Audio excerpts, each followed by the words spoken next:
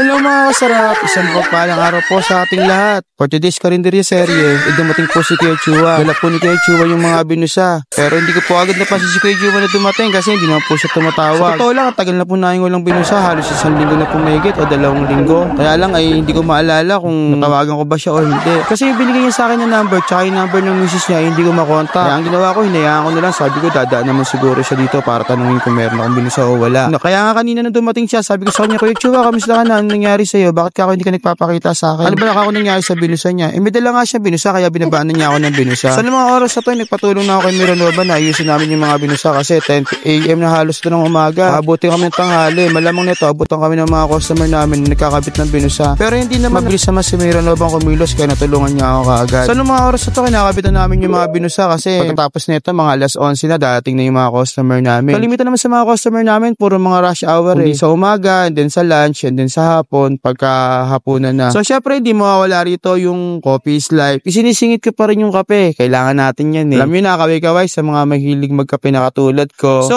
eto na po mga kasarap, naikabit na natin yung mga binusa, kaya lang hindi pa lubusang naikakabit kasi may mga konti pang naiwan. Kaya si Miranova, sa kanya na ako nagpapatulong para mabilis na. May mga kumakain na rin kami mga customer. Yung mga customer namin ay mga tracking. Usually, yung mga nasa company, katulad ng CJ Philippines, yung mga kumpanya na may mga parang factory, kumakain dito sa amin. Yung mga suki namin dito kasi ang gusto nila yung mga stop and go lang, mabilisan. Pili na pagkain, pagkatapos kakain, tapos aalis na. Kasi mas kailangan nila yung convenient para makapagpahinga sila ng mas maayos or mas magamit nila yung oras sila para makapagpahinga. So medyo malapit na ako matapos nito at ang nasa counter ay si Maldives. Ang pumasok nga pala ng mga araw na to ay si Maldives, ang pili secretary, saka si Marian ay nandyan kasi walang school si Marian. Yung ako si Esan ay nandyan din kaya lang nasa kwarto. Si Miranova at saka si Genggeng ay nandyan. Si Neni ay naka-off kaya wala siya dyan. Hindi ko alam kung papasok siya ngayon. Hindi ko alam kung papasok siya bukas. Pero malamang pumasok siya bukas kasi linggo eh. Pero nang paalam niya kasi sa akin ay ngayon lang siya hindi papasok. So eto na naayos na namin yung mga binusa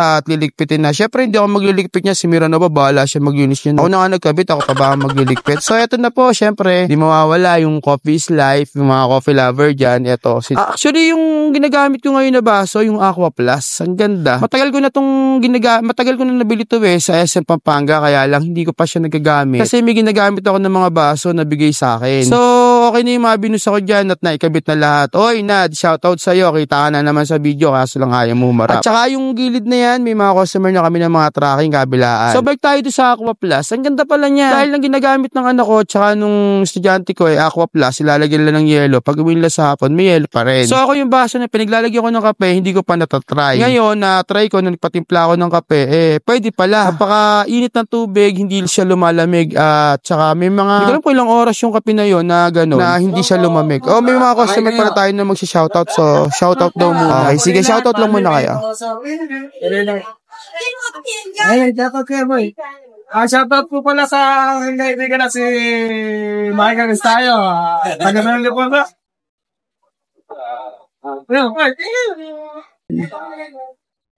Dito po kami sa Rafael, kumakain, kami makuyang katangaling, tapat. Okay, yung mga kumakain na to ay mga grupo. Hindi ko alam kung anong company sila pero container van yung dala nila at saka ilang beses rin daw sila kumakain dito, nakapollow sila sa page natin. So yung mga oras na to ay malapit ng mag-lunch, so buti na lang at naayos ko na yung mga binusa kung hindi mahirapan ako kasi yung mga binusa ay haharang sa customer pagka nandyan ako at nagkakabit ako ng binusa. So yung mga customer natin ay hindi pa kompleto yung mga mesa pero may mga dumarating at saka may umaalis tayo ng mga customer. Kung makikita nyo, grupo-grupo sila. So, yung mga kasarap, yung mga binusa ay nakakabit na. At ayun nga pala, may customer nga tayo from CJ Philippines. Bali, yung CJ Philippines ay kumakain sila rito kasi gusto nila only rice, nakakailang kanin sila. Yung namang iba ay nagta-take out lang ng ulam and then nagta-take out ng sabaw. Yung sabaw na papaitan. So, mga kasarap, check muna natin yung kusina tao doon. Ayun, tao sa kusina ay si Genggeng, siyang naghugas ng pinggan. Mukhang makikita ko na naman na yung bigas ay medyo paubos na. So, ang kusina ay okay na, malinis na. May ulam pa naman na konti na ilalabas dyan mamayang hapon. So mamayang hapon pa nila ilalabas yan kasi puno yung istante. Ayan, diretso po tayo sa parking. Makikita natin nakaparada yung motor at saka nakaparada pa rin yung Green Arrow. Yung Green Arrow na pinagpaalam sa atin ng may-ari na taga-inin. Sabi kasi nila wala pa daw yung parking, hindi pa daw tapos. Hindi ko alam kung kailan matatapos. Then check natin yung ilaw. Ayun, tamang-tama, patay ang ilaw. Very good. Hindi ko alam kung hanggang kailan magpa-parking dyan yung Green Arrow kasi minsan may mga customer tayo na nagpa-parking lalo na pagka mag-overnight. Nung Pasko tsaka bagong taon, hindi na gamit yung parking kasi may 2 Green Arrow na nakapark. Oops, may tarpaulin. Nandiyan nga pala si Mingming, yung aking pusa na Lucky Charm. Natutulog siya, parang tao lang. Kanina ko lang pala napansin na may tama pala siya sa bandang hita. Bali, parang airgun Parang na-airgun siya. Kasi yung dumudugo Yan para na siyang tao na nakahiga. Hindi ko alam kung saan natamaan, kung papaano. Basta nung dumating siya ay may dugo yung kanyang hita at may tama. So, sa naka-airgun ay sana makonsensya ka kasi mabait na pusa yan. Lucky Charm namin yan. Kung makikita nyo, may truck dito na merong Mio na nakaharang sa harapan. Nilapitan ko kasi baka umandar yung Mio, umandar yung truck, mabuwal yung Mio. Laging nangyayari dyan na nagkaka-aksidente na nasasagi ng truck yung mga single. So, hindi naman daw, kinausap ko yung driver at alam naman daw niya at saka may inaantay pa naman daw siya. Antay din daw niya na makaalis yung Mio bago siya umalis. So,